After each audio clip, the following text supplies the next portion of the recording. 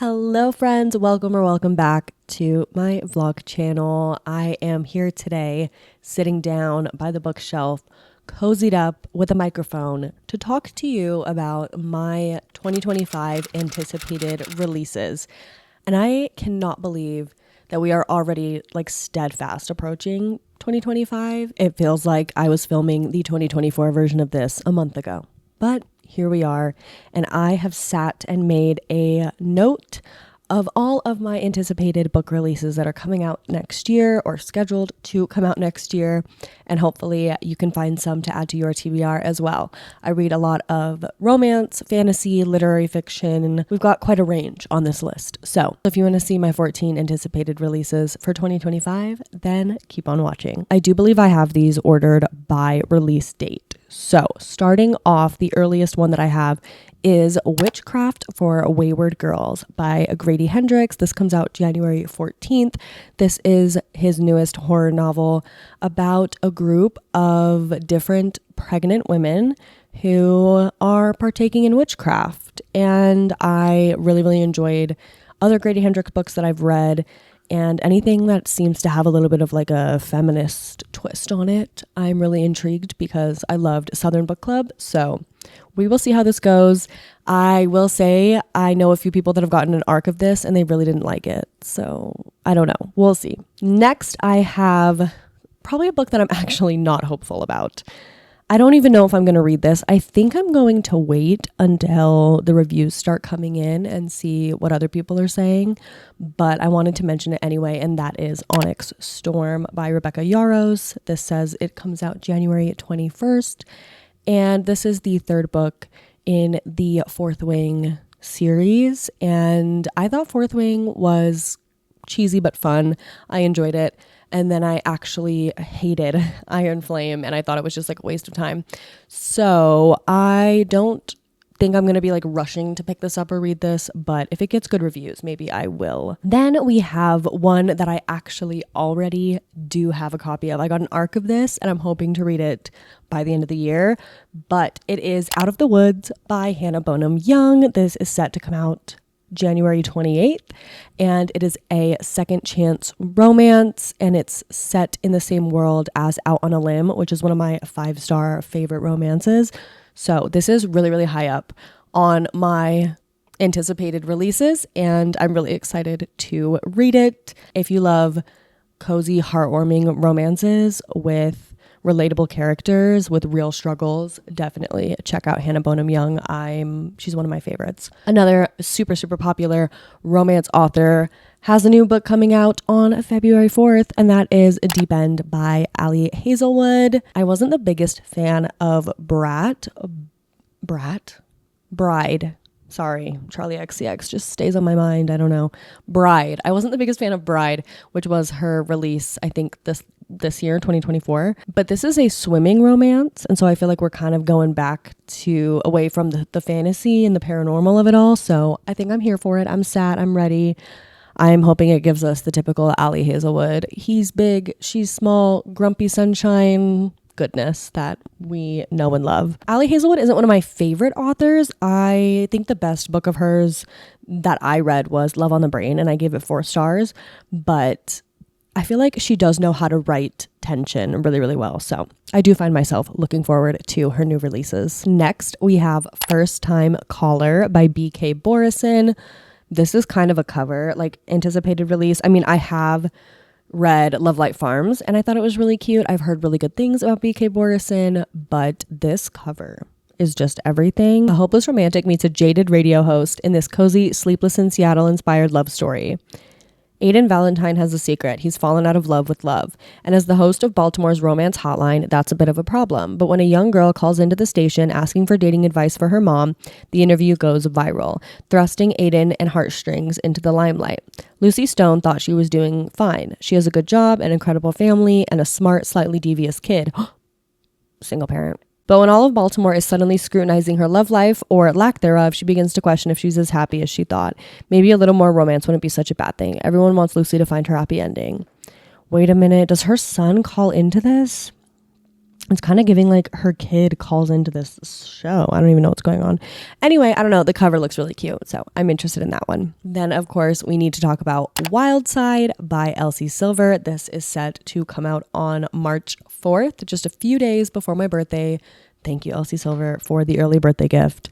This is the third book in the Rose Hill series, and I am so excited. All of these books are single parent romances, and this one I believe is a hate to love marriage of convenience.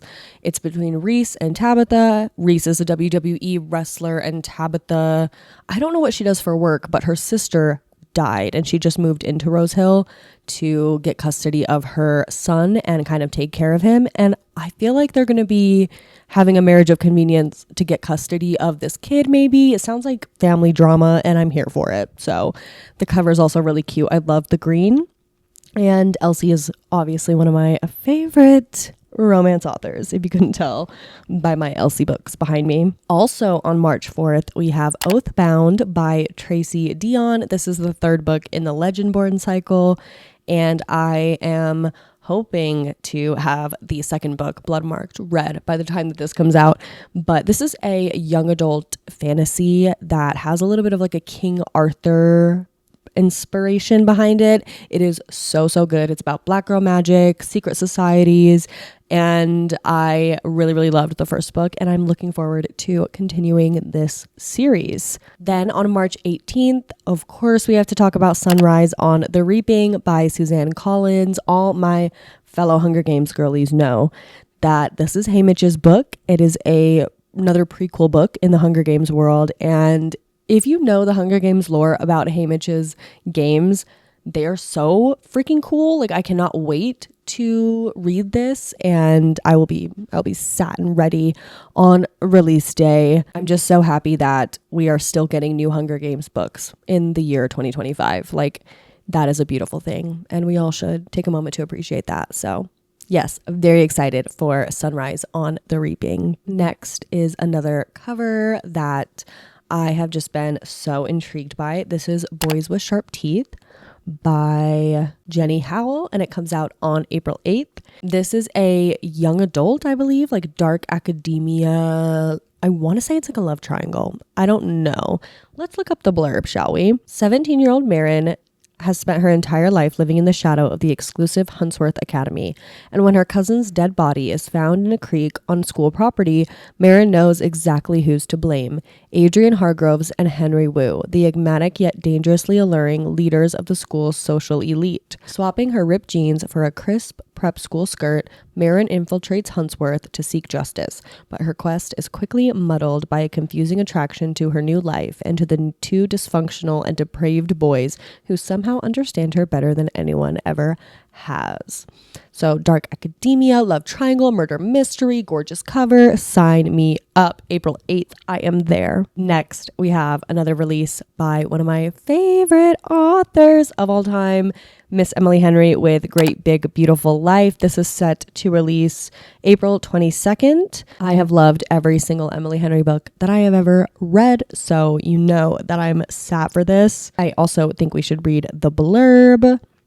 Two writers compete for the chance to tell the larger-than-life story of a woman with more than a couple of plot twists up her sleeve in this dazzling and sweeping new novel from Emily Henry. Alice Scott is an eternal optimist, still dreaming of her big writing break. Hayden Anderson is a Pulitzer Prize-winning human thundercloud, and they're both on balmy little Crescent Island for the same reason, to write the biography of a woman no one has seen in years.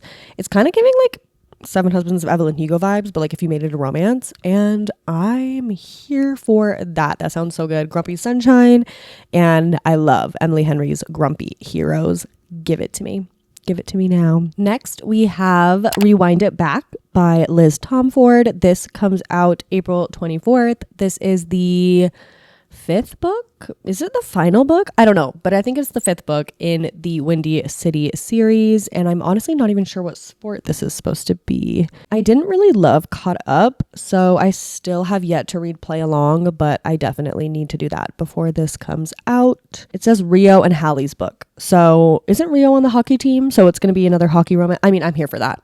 I'm here for that. So Rio and Haley, that's all we got. No blurb yet. If you've read Play Along, give me inspiration to read it in the comments, because I need it. Next, we have Destructively Mine by Kristen Becker-Ritchie. This comes out April 29th. I didn't love the first book in this series, but as with Kristen Becker-Ritchie, I feel like you kind of need a few books to like really get into the world and the characters and the family. So I do want to give this a shot and see if I like it. This is a brand new series from them. The first book is Destructively Yours, I think. And it's basically about this like found family of con artists that are trying to stop conning and like repair their life in society, but they feel all these pressures from their parents and their families. I'm not loving it as much as I enjoy the Addicted Calloway Sisters series, but I'm not hating it enough to not continue. So we will see how it goes. Next, we have